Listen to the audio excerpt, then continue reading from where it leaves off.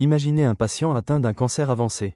La famille et les médecins connaissent la gravité de la maladie. Mais personne ne lui dit la vérité. On lui parle de traitement, de repos, d'espoir. Mais jamais de la réalité de sa situation. Ce phénomène porte un nom en médecine, la conspiration du silence. Dans cette vidéo, nous allons comprendre ce que signifie réellement cette situation, pourquoi elle se produit souvent en soins palliatifs, et quels sont ses impacts sur le patient et sa famille.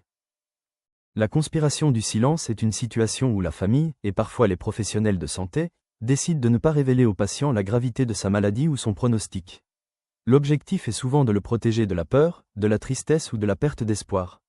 Mais dans cette situation, tout le monde connaît la vérité, sauf la personne la plus concernée, le patient lui-même.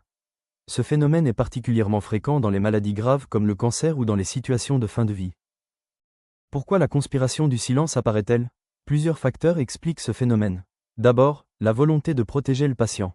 Les proches pensent que connaître la vérité pourrait le détruire psychologiquement. Ensuite, les facteurs culturels et sociaux. Dans certaines sociétés, parler de la mort ou d'une maladie incurable est considéré comme trop brutal. Il y a aussi la difficulté émotionnelle des proches. Parfois, ce n'est pas le patient qui ne peut pas supporter la vérité, mais la famille. Enfin, les professionnels de santé peuvent se retrouver sous pression familiale et hésiter à révéler toute la réalité au patient.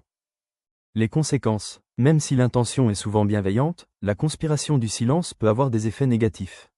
Pour le patient, il peut ressentir que quelque chose lui est caché. Il peut se sentir isolé et exclu. Il perd la possibilité de participer aux décisions concernant ses soins.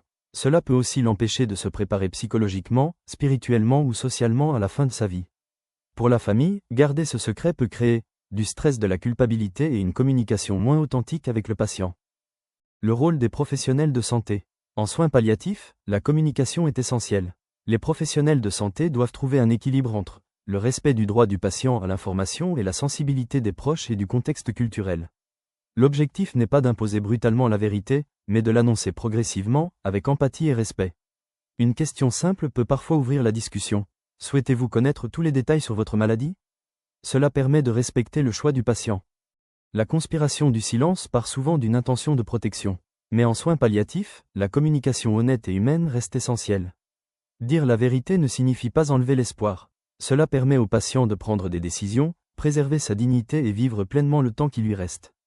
Parce qu'au final, le patient a aussi le droit de connaître sa propre histoire.